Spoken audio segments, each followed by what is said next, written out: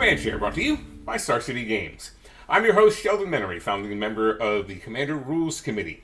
In each episode, I'm joined by one of my RC colleagues, and we break down the show into two blocks. First, in the command block, we talk about the RC's high-level thoughts, our decisions, our processes, just the things that are on our mind. And then in the share block, we lean back and look at all the cards, the decks, the tech, and the things that the RC likes to bring into the games that we like to play. This episode's co-host is the one and only Toby Elliott. Toby, as you have a seat in the command chair, I'll remind you that Scott might have left a half-eaten moon pie there, so be careful. Oh, that's what that was. Okay, took care of it. Okay. All right, why don't we dive right in? One of the recurrent themes that Commander players have is some transparency in the operations and the habits of the RC. We've touched on them a little bit, you and I, in previous episodes here on the Command Share. But as folks are viewing this episode, we'll have just wrapped our quarterly RC and CAG meeting. It seems like this is the opportune time to then offer folks a peek into the process. So as a brief review, we have a joint meeting via Discord text with the CAG discussing agenda points which we sent out to them in advance. And they're welcome to add to, by the way. We meet with them for about 2 hours, listening to them talk more than talking ourselves. Once they're satisfied that they've given us the kind of input they want, that's an individual. Remember, we don't look for a joint decision, a joint opinion from the CAG. We look for individual opinions.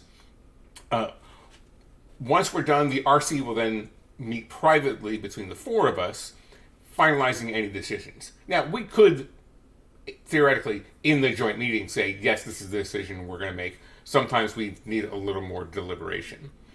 Then we rotate around the responsibility to write up the announcement, and we backbrief the CAG on any decisions we haven't already told them about shortly before announcement time to give them the opportunity to prepare their messaging for the ensuing social media discussion.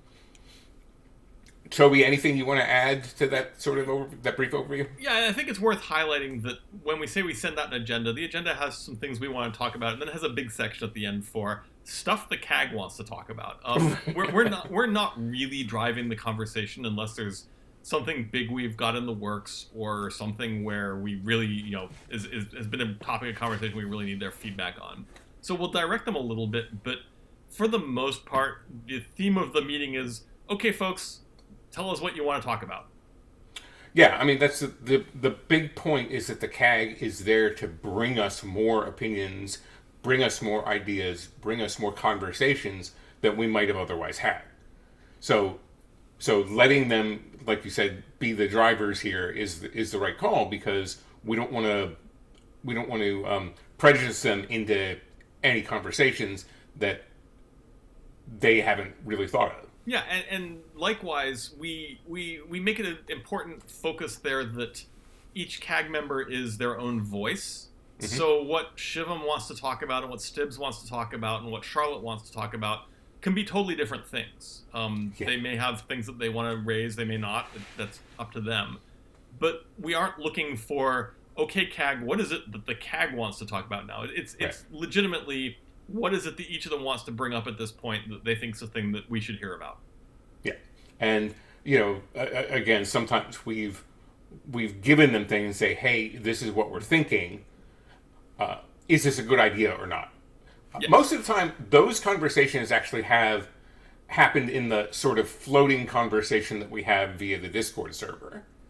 Yeah, that's part of the key here is that while there is a formal CAG meeting and there's a formal RC meeting, there's also informal and permanent CAG and RC channels, and we're in the CAG channel as well, so we're privy to their conversations.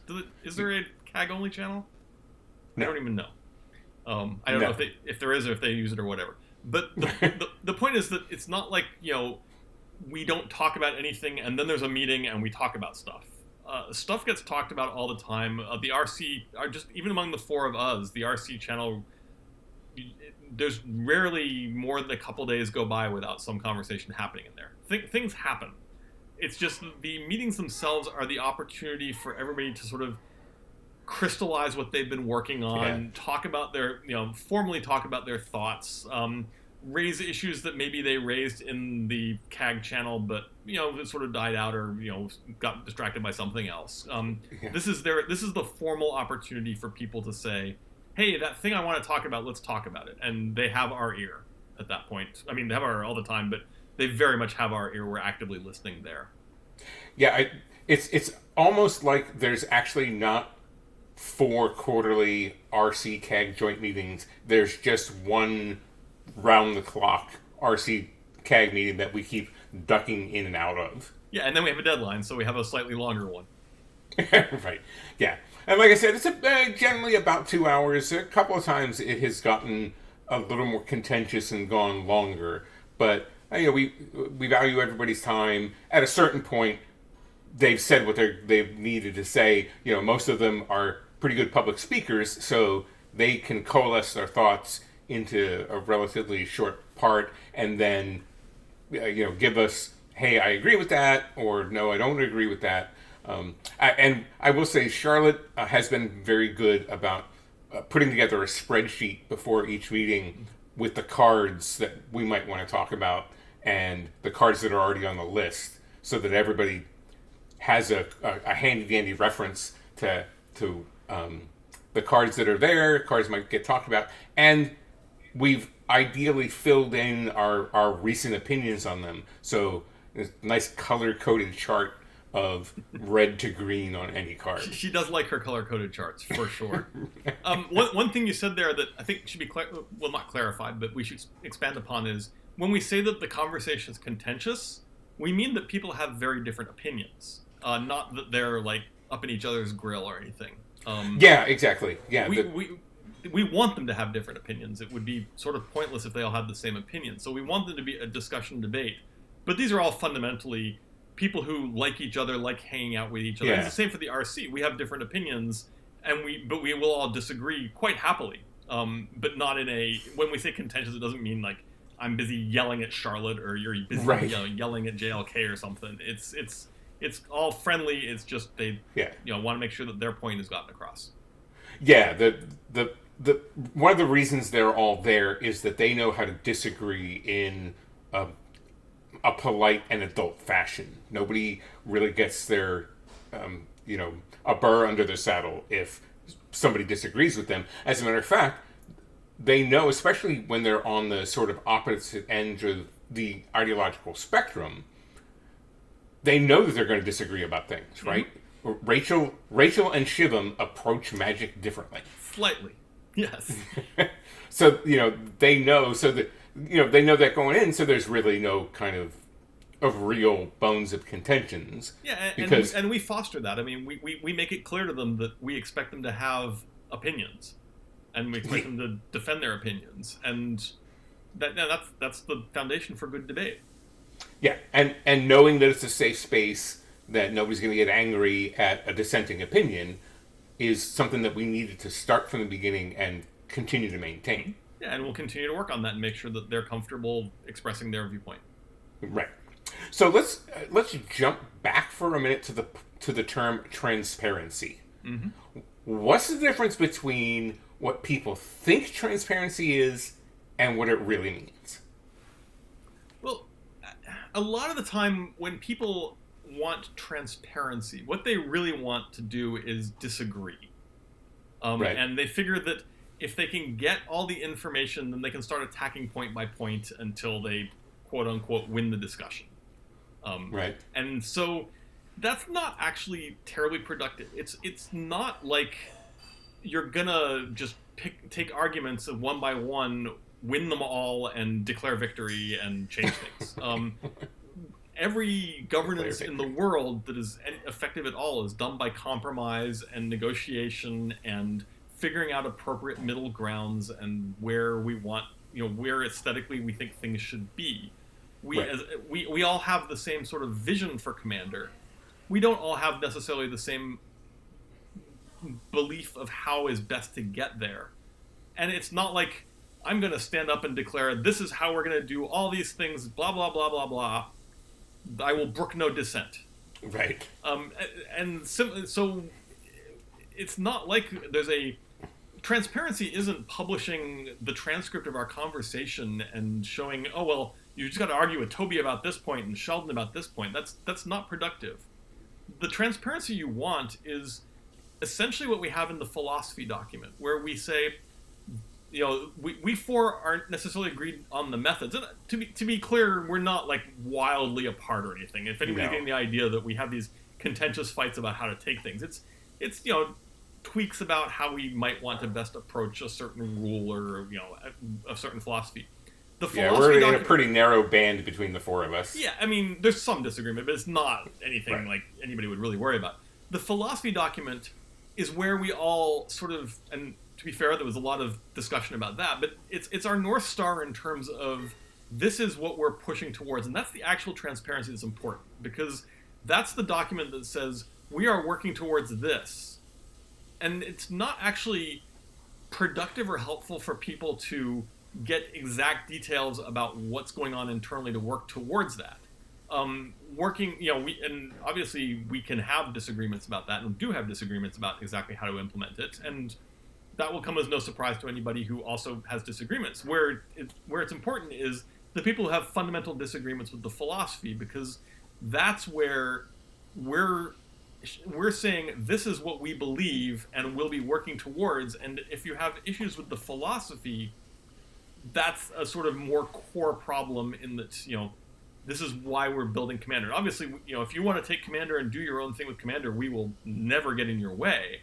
Right. But this is the underpinnings that we look at when we talk about what, you may not agree with our decision, but hopefully you can at least see why we made the decision based around our fundamental philosophy. If you disagree with the decision because you disagree with the philosophy, that's very different. That's just, you're not on board with what we're trying to do. If you disagree with the implementation because you think, well, maybe I would have done it slightly differently, we probably wouldn't disagree with you. There are always many ways to accomplish something. And in the sort of very soft, I mean, this is not like a hard science where it's like, you take these 3 chemicals and you do this reaction for this time and you will get this result. We are very much in sort of soft, squishy, division to social science sort of areas. So there aren't definitive answers we have. Is your, and I say your as in the person who has a disagreement, way better? Maybe. And we'll happily listen to people who think that they have a better way of implementing the philosophy. But fundamentally, there's a difference between I have an issue with how you're implementing the philosophy and I have an issue with the philosophy. And I think that's where the transparency is really important, so that people in the latter camp understand that what they want is not really what we want, and that's sort of important to communicate. Yeah, one of the long-term issues that folks have asked about also has been accessibility. It's like, I want to be able to give you my opinion on a thing. The CAG, in part, was an effort to increase the accessibility, at least of getting people's thoughts to us. We're 4 people. We don't have an infinite amount of time to, as much as we'd love to spend 40 hours a week talking with people about Commander. For sure. Yeah. I mean, most of us have jobs that aren't content creation. And yeah, we would love to. I mean, all of us, to varying degrees, have been or are fairly public figures in the Magic universe. Perhaps not necessarily directly for Commander, but like anybody who needs to get hold of me for Magic has ways to get hold of me. There's accessibility where you're available if somebody is willing to put in the work to get in touch and present good arguments or make their points. And then there's available, which is I want the RC to come to us and I demand they show up and listen to what I have to say. And those are different. I like being as accessible as possible, and I having done like judging and writing the tournament documents for years, I love it when somebody sends me a well-reasoned, interestingly argumented email that's passionate about changing some aspect of Magic policy. Yeah. That's great. I may not agree with them. I will almost always try to write back and say, well, here's my perspective on what's going on here, et cetera, et cetera, et cetera. and that's actually a really functioning way of doing things, because it means that you're getting good feedback from people who actually care to put it together. Yeah. I have very little interest in going among the judges and getting harangued about something that some judges got a bee in their bonnet about, because that's just somebody who's got a complaint and not actually is actively trying to make an improvement to what the judge program generally stands for. And this is the same in command. This gets back to the transparency thing. If you have something where you are passionate about the implementation of the philosophy we have laid out for Commander, and think that there is something there that you would really like us to think about, we're generally pretty accessible. Yes. At least I would like to think so. Obviously we're still working on this.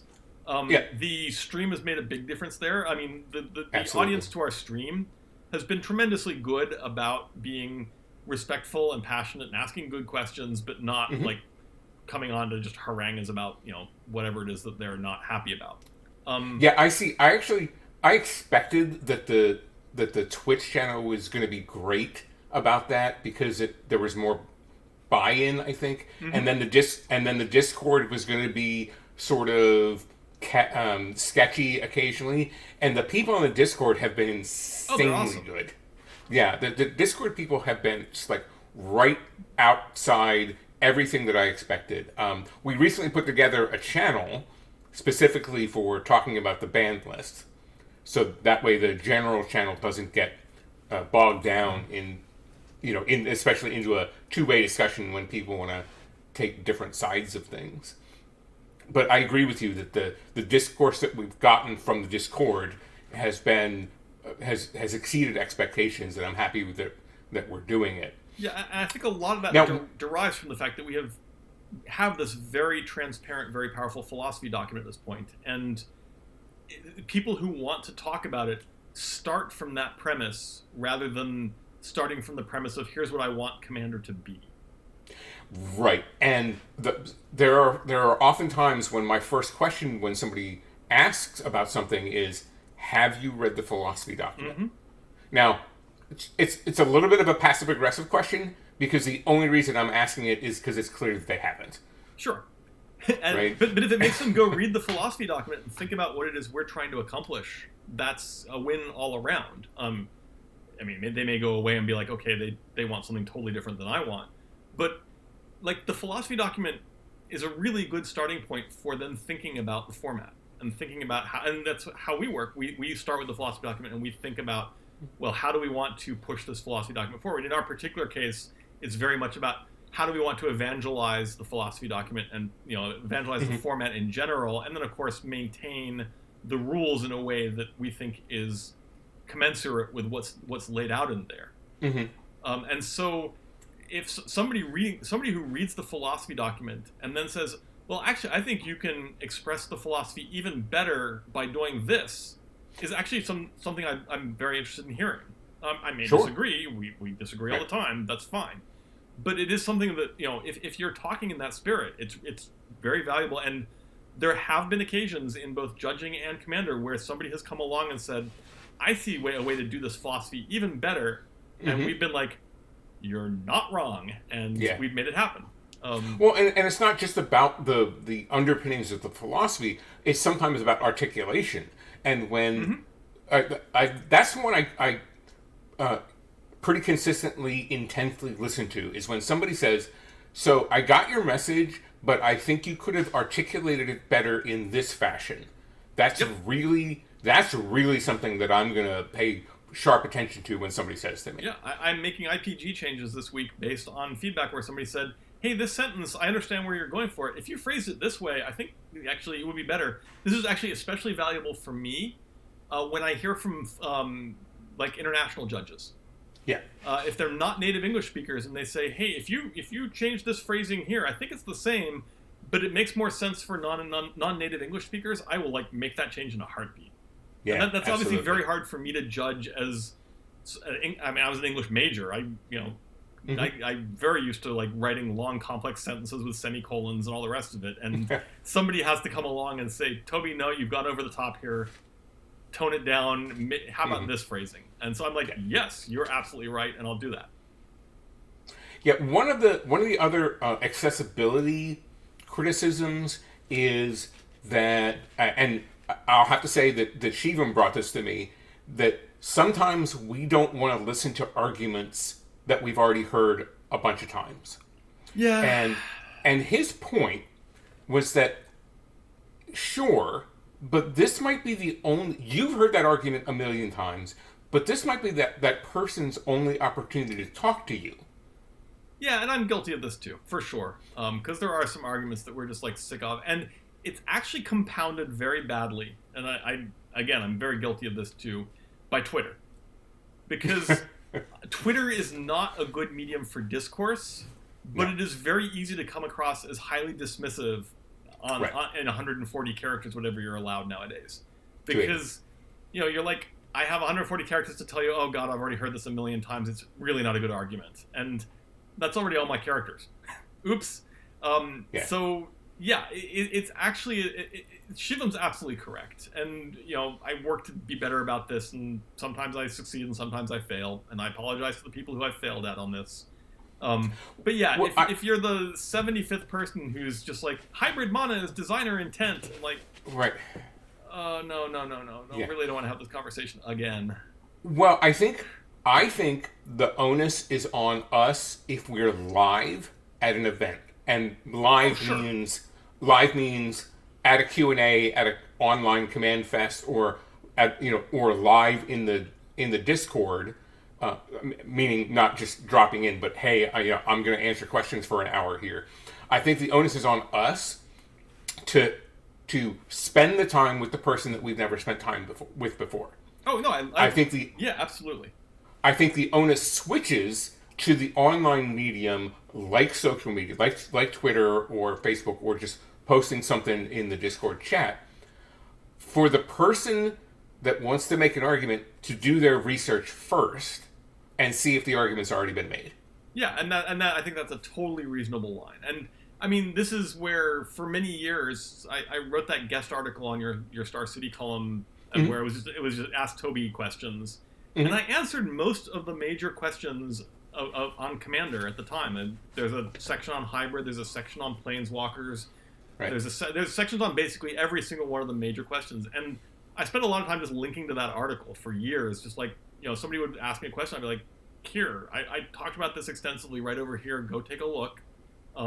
It's all still basically accurate, so I still will link to it occasionally. But yes, in person is very different, because in person, this is somebody who like wants to take time and is sort of excited. And if you're in person, assuming you're not like working, like if somebody's coming up to me, I'm judging an event, it's very different. But if I'm at an event, I'm representing Commander, I'm representing Wizards, et cetera, I want to be spending that time representing it properly and well. So I will happily engage with people in one-on-one conversations. Especially, the other thing, of course, about one-on-one conversations is when you have a one-on-one conversation, I have found they're almost always pleasant.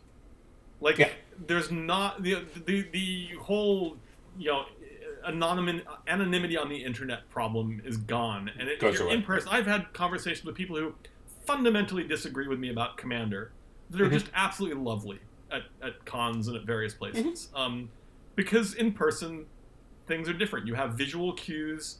You have a general understanding that both parties want to be there. Right. And it makes a big difference. And nobody's going to get right up in your grill because that's socially unacceptable. So I've had tremendously good conversations with people I've very fundamentally disagreed with at conventions, and will happily continue to do so. But yeah, I agree with you. Online, we've answered a lot of these questions a lot of times. We've mostly answered the very specific things that people want, like the new arguments. They can probably search for the argument and very quickly come up with responses. So I agree. There should be more of a burden there that, please at least go and like see if we've publicly posted about these things. Right. Well, the other thing about being in person is, unlike online, where it's free to be a bad actor. Yeah. In person, you've spent your time and money and effort going to the show. And I think that nobody goes to Command Fest or SCG Con in order to be a jerk. Yeah, I mean, think about the number of banned cards we have signed, and happily signed. Yeah, right. And and and we've written things like "Don't play this card on things" and stuff. Right. I mean, obviously, people bring us I think I've signed more banned cards than unbanned cards in Commander. Which and that's obviously in the spirit it's being taken in, and there's the running joke of if you can get all 4 RC members to sign your card, it'll be legal, all that stuff. But yes, I mean, it's always handled in the correct spirit in person, I have found. So yeah, I have no problems with in-person discussions. I mean, I wish I could do more in that regard. Certainly now, I wish I could do anything, but that's a separate problem.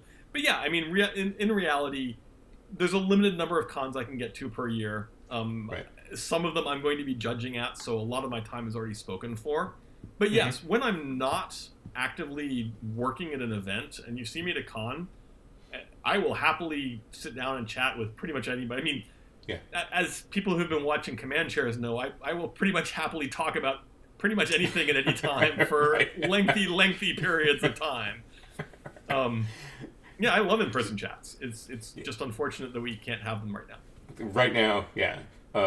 When we do get back to going to cons, we will have more of those in-person chats. Oh, I'd love to. I look forward to those. So is there anything that players consistently ask for from us that you think if we gave it to them would just spiral into insanity? Almost everything. No, seriously though, the answer to that question is it's the ice cream theory, which is ice cream is delicious. And if you have ice cream for every meal, it's just horrific. In particular, this manifests itself in particular in cards. I actually don't love the trend of people being like, oh my god, Wizards must make a red-green legend that cares about this, this, and this. I'm like, if they try to make everything that everybody wants, there's nothing really left to be creative about. And so, this is also the power creep problem. You make a powerful legend, and then everybody's like, I want that, but better. And that's a really dangerous spiral. I actually I want that card, but not as good, because then you can do interesting, cool, fun things with it. And so it's when people say want something which essentially has no end point, but is ice cream, and they say, we want this thing to be more powerful. We want Commander to be stronger. We want let's make Commanders even better. It's like, we could do that, but it actually wouldn't make you all that happy. It might make you happy for a few minutes. There's this very interesting trend amongst Magic formats where they announce a new format essentially, and everybody's like, yes, this is the best format ever. It's a brewer's paradise, etc., etc., etc. And then a month later they're like, oh, we kind of solved it. Right.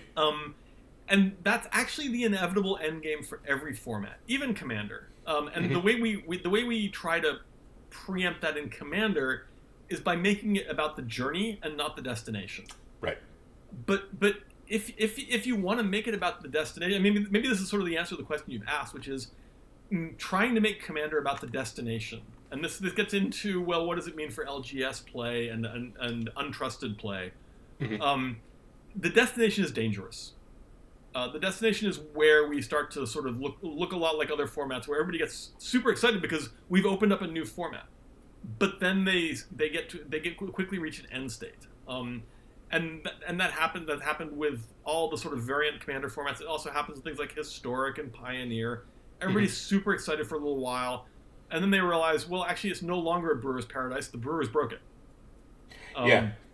So that's where I think it's very dangerous. Yeah, that's definitely the inevitable end is the very smart people breaking a format, which is why the last line of the philosophy document says we're aware that this format can be broken. We think that it's way more fun if you don't. Yeah, I mean, if you look around for like the most broken game in existence that people really want to play, it's Dungeons and Dragons.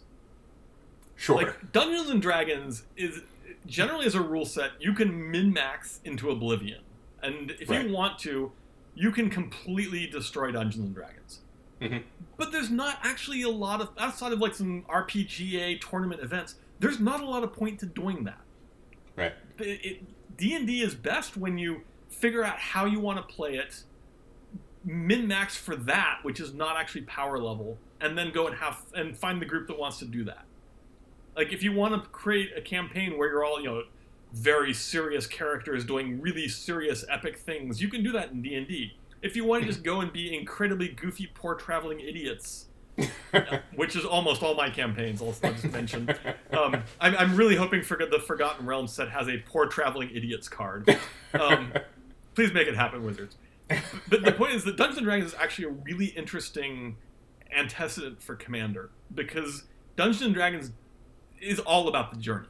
Like, the destination, I mean, yes, you come to the epic conclusion, but it's about that journey to that epic conclusion, and you aren't really you never try to break Dungeons & Dragons in interesting ways. It's a good analog. That's a good analog between the format and D&D, that it isn't about that end state. Or if you're working toward an end state, it really doesn't matter who made the end state happen. It's that it happened. Yeah, I mean, you obviously want to come to some cool epic finale, but that epic finale doesn't have to be, oops, we broke the format. It can just be, we have really cool games. I mutated 7 times onto my stack and then died when you mutated 7 times onto your stack. Yeah, that was insane. All right, well, that's a little bit of a look into how the RC does the sort of serious end of our business. Now let's have some fun, stretch our legs a little bit. The folks that come on this show have been playing the game for a long time. We run cards that some newer players might never come across. We discuss some of those cards in each episode's feature, Hidden Gems. Now, I believe, Toby Elliott, that your Hidden Gems have the highest ratio of silliness to playability. So, oh my. No pressure. What do you have? Oh, we're putting it through the roof today. Okay. I'm gonna. So last time I went with a card which actually had sort of universal use and everything else. I'm gonna put up a card that is utterly narrow, but one of my favorite little pocket cards, and that's Pedantic Learning. And boy, everybody has to go look up what the heck Pedantic Learning does right now, because this card was unplayable in everything. It's Odyssey, I think. I believe it's Odyssey. Odyssey. Yep. It's an enchantment. And it's an incredibly narrow enchantment, because what it says is, if a land card would go from your library to your graveyard, you may pay 1 to draw a card. And this card sat in my binders for years and years and years and years and years, and it was not even a thought. Like, it's like one of those cards that is lost to the mists of time, you don't care. I think I know where this story is going. And then I put together a Tasigur deck. And it turns out that every once in a while you'll find a commander that makes a randomly weird card just amazing. Because, of course, Tasigur's ability is put 2 cards into your graveyard. And if you can tack a card draw rider onto that, it's just amazing. It's only from the library, though, right? Only from the library. Yeah, you can't discard cards to make this happen or put them in from anywhere else. It's literally library to graveyard. And the reason I love this card so much, and it's a hidden gem to me, is that Commander is the format about finding these cards. Like this card inherently is not all that powerful. It's not going to make 99.9% of your decks. But every once in a while in Commander, you'll go through your collection and you'll go, oh my god, this card is perfect. And that Pedantic Learning is perfect for Tasigur and a few other generals that like to put cards in your graveyard. Sort of dredgy kind of thing. Sidisi comes to mind, for example, is another one that does exactly what you want here. Yeah, absolutely. Sweet pick. It also has the advantage of it looks so bad, nobody ever kills it. It's the last thing that Aura Shards is going to take out. Yes. So, I'll preface my pick by saying that, in EDH Boxing League, I have a Nethroi in my pool, but I have really bad black and white cards. And during a conversation with BDM this week, I said, I'm so fed up with my black cards because I opened Throne of Eldraine and didn't get anything good in there either, that I was going to open some packs of Torment just to get good black cards. Yep, that'll work. And while I was thinking about Torment, I came up with this week's pick from me for Hidden Gem, Dawn of the Dead. Now, it's an enchantment for black, 2. And at the beginning of your upkeep, you lose a life. what's of life, right? But then you also can return a target creature card from your graveyard to the battlefield. It gets haste. And at the end of turn, you exile the creature. Of course, you're playing a black deck. So that creature is never going to be on the battlefield at the end of turn to trigger in the first place. And that creature indubitably had a comes into play effect. And that, yeah, right. It had an ETB, and there's a sack outlet. So sometimes in playing this, I've just looped the Solemn Simulacrum over and over to get all the lands out of my deck. Or I've seen people play one of the million, when this creature ETBs, everybody sacrifices a creature. I think we got our fourth one in Zendikar Rising now. But yeah, you can reanimate stuff, especially if you have fatties in the graveyard that need to get in there and smash people in the face. So Dawn of the Dead from Torment is my pick for a hidden gem. Does this have really gross interactions with Conjurer's Closet? Oh my goodness. Yes, it really does. Oh wow. My goodness. There you go, folks. We broke the format. Nice catch. All right, well, we've dipped into the mines and dug up a few hidden gems. Here's hoping that we've inspired you to do a little spelunking of your own. Into the chair block, Zendikar Rising. We've just wrapped the first week of Zendikar Rising previews, and it's a doozy. About half the set has already been officially previewed. What are your first impressions? I'm loving the flavor. I never try to really evaluate a set from the first week of previews. There's a couple reasons for that. One is you haven't seen the whole set, and especially from somebody like me who's really all about the drafting, you haven't seen most of the commons. But also, card evaluation is really hard, and people who say they're good at it are probably wrong. So, like, looking at a lot of these cards, I have no idea if they're good or not. And I'm not going to have a really good idea until I get a few in my hands and start messing with them. To give you a concrete example, I didn't think Mutate was going to be all that strong. Wow, was I wrong there? Yeah. And so I'm like, this is huge card disadvantage. You just put these things on, and then somebody kills your creature, and it's terrible. Oops. So, I mean, initially my reaction to the modal DFCs that are all lands on the back is, this is incredibly powerful. And I think it actually probably is incredibly powerful for Commander. This is where I embarrass myself because they're going to try to be terrible and whatever. Now I'm on tape. But especially like in constructed formats, coming into play tapped, which most of the lands do, is a big deal. In Commander, it's not as big a deal. It's still a thing. You don't want all your lands to be coming into play tapped, unless you're running like a 5-color deck, in which case you may have to. But this, every once in a while, it's not like it's going to be setting you back a much. And a spell that's on the back, or a spell that's on the other side and will let you play a land when you need the land is really good. I mean, there are a few decks where I'm not willing to put the cycling lands in, and I think they're the closest analog. Cycling is you turn this card into a random next card. This is you turn this card into a specific spell, which is we know is overcosted for what it does, but of course that's what you're paying for. So, I mean, mechanically it looks very interesting. Flavor-wise, it looks awesome, and I'm super excited. I'm always a little nervous about Zendikar. Original Zendikar was not one of my favorite sets. Really? Yeah, it's not a very good draft set. Huh.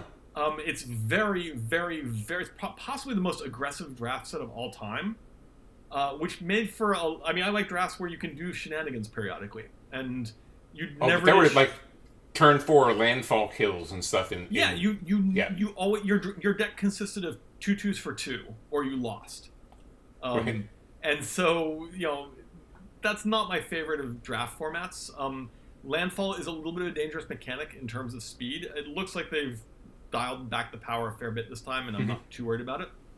But yeah, I mean, I'm looking at the cards. I'm pretty excited about what I'm seeing, and like I said, I think there's a chance that these modal DFC cards, which it sounds like from announcements they're planning to be like doing a fair bit of in the near future.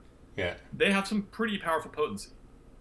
Yeah, I think that the issue for Commander is that unlike other constructed formats, is that the front side of the card is mostly kind of meh. At least the ones we've seen so far. Mm-hmm. They're not the ones that are a spell and a land. Of course, they're the ones that are different lands on both sides, which is a different kind of 2-color land. But the ones that have spells, the spells are okay-ish in a format where you want your spells to be big. I don't know. Did you see that blue mythic one today? No. It costs a lot of mana, but it's Mm-hmm. draw cards equal to the number of cards you have in your hand. You have no maximum hand size. Oh. All right. I stand corrected. Yeah, the only big one I'd seen so far was the white one. Was the Emeria. Yeah. The red one is pop 2 creatures for a lot of mana.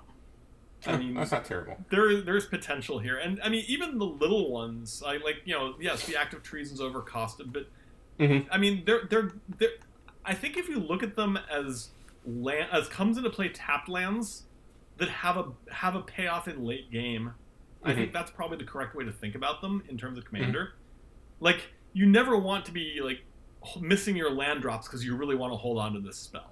I think that the correct way to think of it is a land with upside rather than a spell with an emergency outlet. Oh, very good. So, is there anything that you've seen about the DFC's rules-wise that you think is going to trip people up?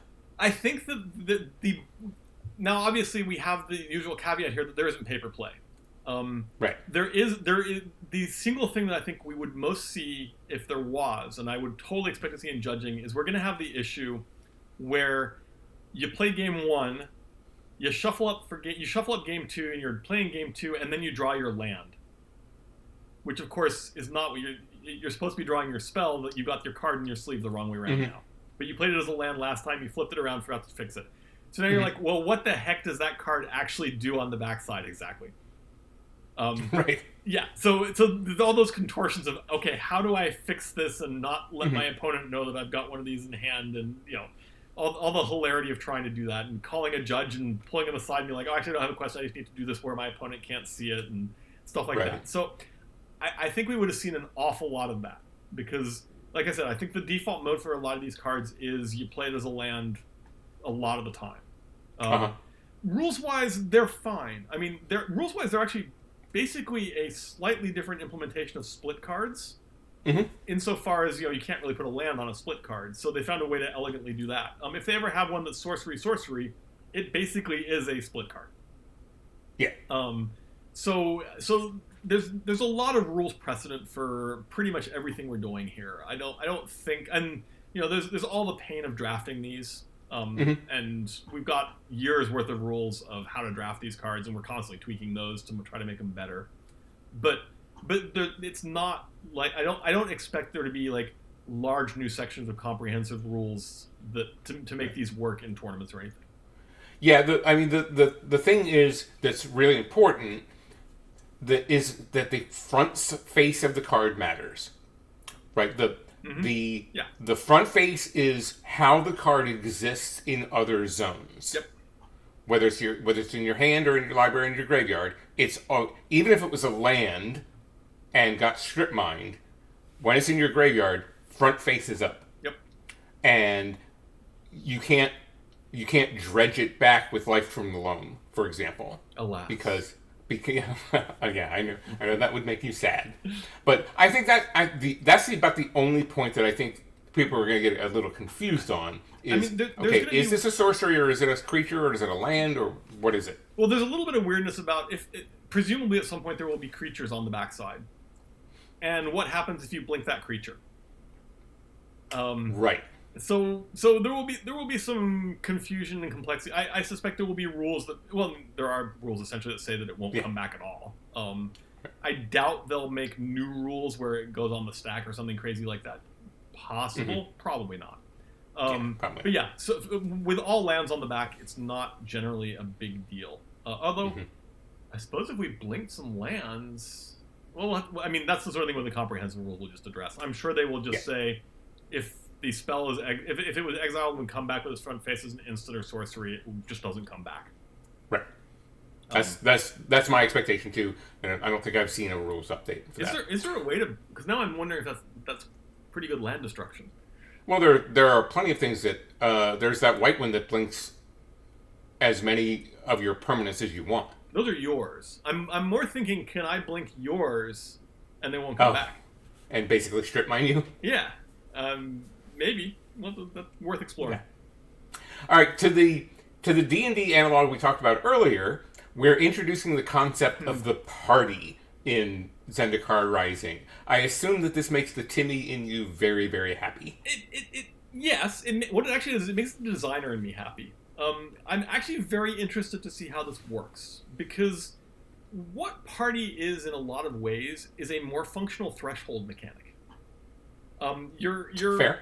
What you're looking at here is an effect that you can scale across a small set of things and is then capped. So every party, by definition, as far as theoretically, there could be sorceries in instance where nothing happens. But if it's a creature ability on one of them, that means you're automatically getting it for one because they are themselves a member of a party. And then you can do scaling effects that don't have like the memory problems of threshold or the constant checking. If they're all like enter the battlefield abilities and things, it's actually pretty easy and straightforward. And I'm very interested to see where they take that, because that's a good challenge for like drafting and deck building, because this isn't a case of, well, I just put all the clerics in my deck. I have to be like, well, I actually want approximately the same numbers of clerics and mages and warriors and rogues, but actually I kind of want more rogues because I have this other synergy. And they've done some things where it's not just parties. It's if you have another wizard, you get a bonus, and so there's a lot of knobs to turn here for like interesting designs. And I think the mechanic, while being sort of limited by its theme, actually has a lot of depth to it.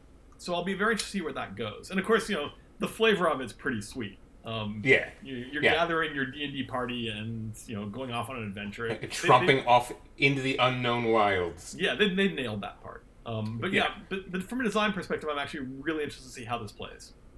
Well, we have to remember that changelings do apply because they're all the creature types, but you can't have one changeling to fill out your party. You still need 4 creatures. To be in the party. You can't send one changeling into a dungeon and have any expectation of success.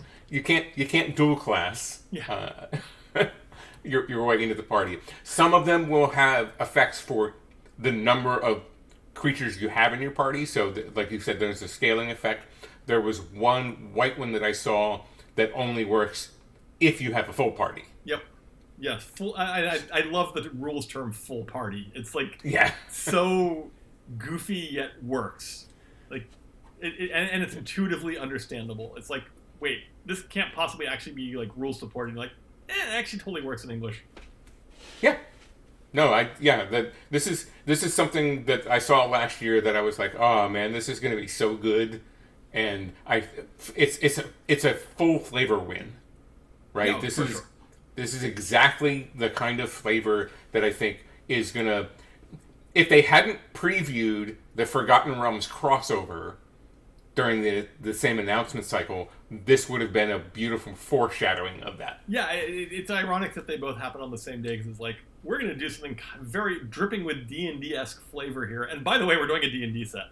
Well, I think I don't have any knowledge of this, but it seems obvious that you would do that you wouldn't then hang the speculation out there of the crossover. I mean, they're both obviously Wizards of the Coast properties, so Magic players, being very smart, are gonna connect the dots anyway. Probably, yeah. So just not having it be out there as an unknown is better. Just like putting the announcement of the fetch lands here. It's just, okay, let's get this out of the way and stop this speculation. Yeah, that was a heck of an announcement day. Wow. Yeah, that was. I have the at the end of that day, Blake Rasmussen did here's all the things that we talked about today, so it's in one convenient spot and you can go back and reference it. Yeah, kind of explains why Scott went quiet for a couple of weeks. Yes. So the card that I think is going to cause the most confusion is Shia, Soul of the Wild. So Shia says non-creatures you control are forest lands in addition to their other types. Oh yeah, turning things into lands never causes rules problems. Right. And its power and toughness is equal to the number of lands that you control. So, would you care to explain for these kind people what happens with Blood Moon and a Shia on the battlefield at the same time? Oh my god, you're going to make me work out dependencies in real time. Right. Oh god. So hey, you saw this script. You knew it was coming. So, to be clear, folks, I'm reasonably good at the rules. And even I have a really hard time figuring out dependency sometimes. It is brutal. I think it's the hardest part of the rules by a good margin. Anyway, so Blood Moon turns non-basic lands into mountains. And it turns them into mountains. It's not in addition to what they are. So they will become mountains. So a Shia is... Blood Moon's actually dependent on a Shia. The way dependency works in really short terms is if waiting on this effect would cause other things to... cause it to apply to other things, apply the other thing first. Right. So what happens here is a Shia apply... This is all happening in Layer 4, so it's all type changing. A Shia is on the battlefield, and it when it enters, it turns all your creatures into forests. But they're not basic forests. They are non-basic forests. There's no basic word on them. Which means they become mountains. Now, they also lose all abilities. And this is actually where I raise an eyebrow, because I'm shocked that Wizards did this. Because it's not... a Shia applies to herself as well. Normally, in these situations, you would say other non-token creatures you control are forest lands, because otherwise crazy things happen. And in fact, crazy things are going to happen here, because looking at this, a Shia becomes a mountain. Well, a Shia becomes a mountain, but wait. It dies. It dies, yes, because it loses its ability. Yes. Yeek! So if you got a +1/+1 counter on it, you turn all your creatures into mountains. And if you don't, a Shia just goes away and nothing actually happens. Right. You need to... There's a umbral shadow that comes across and looks at the future where everything is mountains, and then a Shia goes away and... But the important part here is that a Shia turns things into forests in addition to their other types. Blood Moon turns them into mountains, period. Which is why it's still a creature and will then die because it has no other abilities. So it can tap for red extremely briefly and you won't be able to use it. So, yeah, I think that's correct. That looks right to me. It is. Yeah, it is. Yeah, so, okay, so, whew. Yeah. Like I said, dependencies are really weird. And fortunately, they, aside from Blood Moon, which causes about 80% of them, they're actually very rare in Magic, and we don't have to worry about them too often. But yeah, every once in a while, a card comes along and does weird... Anytime you see the words, is a land in addition to, you're always like, uh-oh, life from... Yeah. Did we not learn from Life and Limb? Right. Yeah. I'm outie when that happens. Yeah. So, surprise, this wasn't actually you coming on to co-host the show with me. This was your level 3 recertification. Oh my god. I probably got that question wrong on the L3 test. So one of the big points here is that because Shia turned your stuff into forests, they can't get bounced with Cyclonic Rift. Is that really the first place you went to? Yep. Well, I went to can't be affected by things that affect non-land things. Right. Yeah. So, any number of things, but yes, Cyclonic Rift is exactly where my brain went to. I think this card is going to cause a lot of headaches. Yeah. I mean, just in terms of, like, people are going to be like, okay, I'm going to kill it with this, and then we're like, you can't. It says non-land. And you're like... Right. Oh. Yeah. Right. One of the other cards that people have already asked about is Legion Angel. And when Legion Angel enters the battlefield, you may reveal a card named Legion Angel from outside the game, put it in your hand.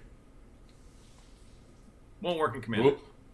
Rule 11 applies here. Yeah. Won't work in Commander. Yeah, so Rule 11 lets cards bring themselves in from outside the game, but doesn't let cards bring other cards in, which is what this does. And quite honestly, when we were rewriting Rule 11, you and I had foreknowledge of this card. Oh, you might have. I didn't. Oh. Oops. Oops. Yeah, no, nobody mentioned this card. I mean, philosophically speaking, this card in a vacuum would probably be okay, but the hoops required to make this work and not open a whole lot of other huge problems is just not worth it. Right. Also, I'm fascinated by this card in that, like, from a design perspective, you put the next angel into your hand, so you essentially have a permanent stream of these angels. As long as if you have a stack of 50 of them, you can play 50 of these angels. Now, obviously, for all serious formats, you're limited by the size of your sideboard, and of course, you're limited by the 4-off rule in the sideboard. But in not tournament formats, it's a little strange that essentially they didn't cap this. It's not like you would normally expect to see a card named Legion Angel and you put it onto the battlefield so it doesn't trigger again. So that's very unusual for it to just sort of permanently replace itself. It's a weird card.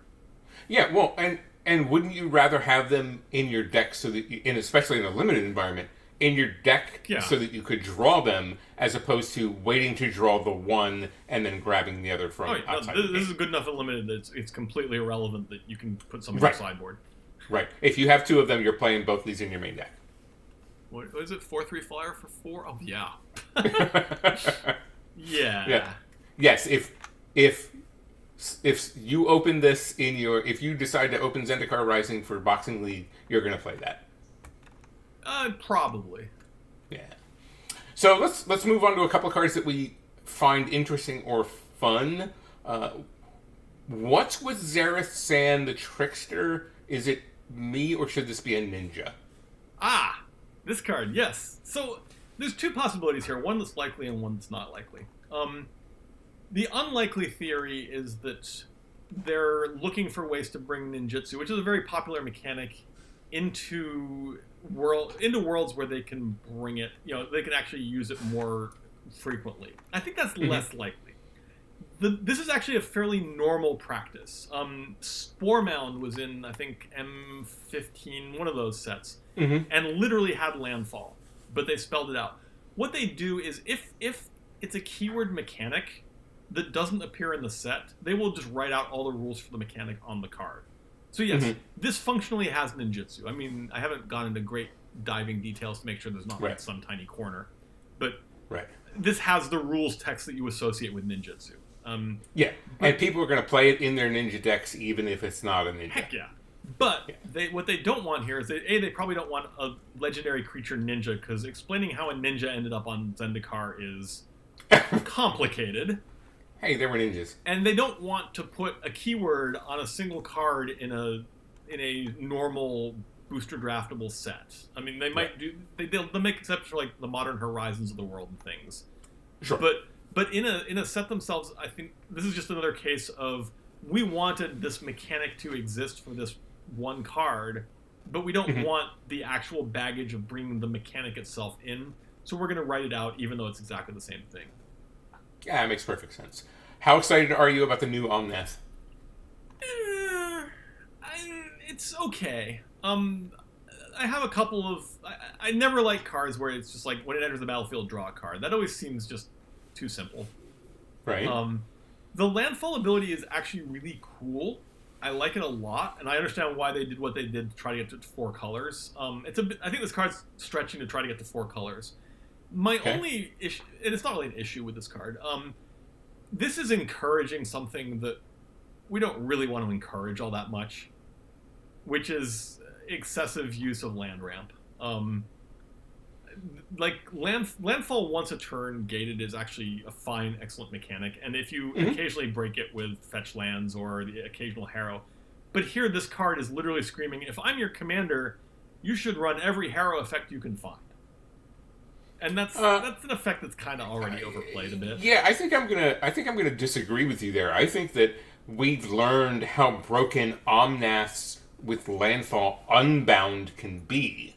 Oh, so they're good, binding it to just 3 a turn seems to make sense. For sure, yeah. From that perspective, you're absolutely right, and that's a nice little gate. But you clearly don't want. I mean, the 4 life for a landfall is whatever ability. Yeah. So this card whatever. is saying you need to pack a lot of mana ramp into your deck, and I think the card is fine from a design perspective. I don't like that message. Yeah, it seems fair. So, are you going to open Zendikar Rising for Boxing League at your first available opportunity? No. Well, I mean, maybe. I mean, we haven't seen the set yet. But so again, go on. We've seen about half of it. So, have we really already? Yeah. Jeez, I'm probably a few cards behind then. Right. Boxing League is interesting to me philosophically because there is a terminal end state to Boxing League. I don't know where it is yet. We have probably 10 or 12. Yeah, 10 or 12 weeks probably. 10 seems like a lot. 10 because at 10 weeks you've opened 3 boxes of product. I mean, the core problem is eventually you're going to hit a sort of quote unquote optimized state, right, where your next 6 packs maybe produce a card or don't really do much, and everybody's decks are back to being really, really good. The appeal of Boxing League is the decks aren't all that great. And in fact, I mean, I think my deck is actually terrible. I think actually my deck being terrible has helped me win the last couple of games because I don't do anything very interesting. And then in the end, I'm like, well, okay, now I can actually just do a giant number of mutates or something. Yeah. So nobody's actually paying a lot of attention because I didn't open all that well, which is fine. And so I'm mostly running the commons and the uncommons. I have like 2 or 3 rares in the deck. But we're going to hit a point where everybody's basically got ludicrously busted stuff. But for now, it's fun because there isn't a lot of removal running around. You have to be really careful about where you use your tricks. Yep. And there are tricks, which is great in a certain way. way. Absolutely. And creatures tend to stick around and have impact. And it's just wacky and fun. At some point, it's going to start to feel too close to regular Commander to be worth it. Yeah, my anxiety there is that we get 10 or so weeks in, and then the booster packs just get really pricey. Yeah, I mean, there's that too. I think that 10 weeks in, we're all going to be like, yeah, we'll keep this deck around for the occasional game, but I think we've played this out. Well, 10 weeks in, we'll be ready to take a short break and go right into Commander Legends. Also possible. Right. That totally. All right, so last question for you here on Zendikar Rising. Mm-hmm. Set booster, draft booster, or collector booster? Draft booster. Okay. I mean, you knew that was coming. Yeah. The other two may as well not exist as far as I'm concerned. I mean, it's great. They're fine. There's other people who will get lots of joy out of them. Boosters are for drafting. Okay. All right, well, we've been sitting in the chair long enough, and it's time to wrap this episode. Thanks to Toby for showing up. If you're watching us on YouTube, please remember to like, click, follow, subscribe, ring those bells. Do all the YouTube things that you do. We know you have a choice when it comes to consuming Commander content, and we'd hate for you to miss one of our episodes. Before we go, where can people find you online? I'm increasingly believing the best place to find me online is the RC Twitch stream on Thursday nights and Sunday afternoons, Eastern time. So Super. 8 p.m. Eastern on Thursdays and 2 p.m. Eastern on Sundays. Right. Our European family time. Yes, our Euro-friendly time. Of course, I'm on Twitter and Facebook at Sheldon Menery. You can find me regularly in many of the channels of the RC's Discord server. Please check out the show notes, or now the front page of the Commander RC website for an invite link to the free Discord server. Please tune into my other show, Commander Community, with co-host Anthony Alongi every Monday here on StarCityGames.com and YouTube. And on Thursdays, as Toby mentioned, you can catch me, Toby, the rest of the RC on the Twitch channel. And of course, you never know who's going to show up. For example, we had last night Gavin Verhey and Brian David Marshall in one of our games. That's twitch.tv/CommanderRC. Finally, on Sundays, you can find me right here on StarCityGames.com, writing about the best format in Magic history. We'll see you next time on the Command Chair. As always, I'm Sheldon Menery.